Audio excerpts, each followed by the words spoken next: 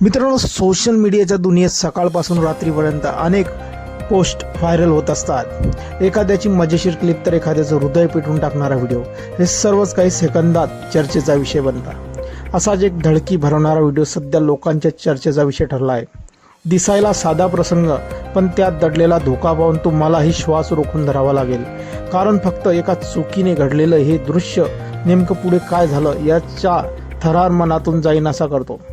या व्हिडिओमध्ये घडलेला प्रकार पाहून तुम्हीही अवाक व्हाल. पुढे आयुष्यात सावधान राहण्याचा नक्की धडा घ्या. व्हायरल झालेल्या या व्हिडिओत दिसतंय की एक तरुण पाण्याची बाटली घेऊन एका इमारतीच्या छतावर येतो. छताच्या कडेला असलेली भिंत फारच लहान होती.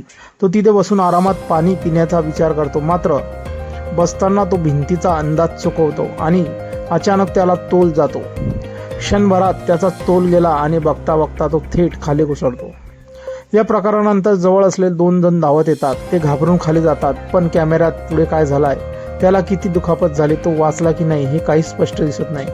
इथेच प्रेक्षकांचा श्वास रोखला जातो. नेमकं पुढे काय घडलाय?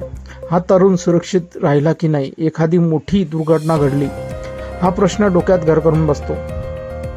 हा थरारक व्हिडिओ एक्स प्लॅटफॉर्मवर घर के क्लेश या अकाउंटवर शेअर करण्यात आला आहे.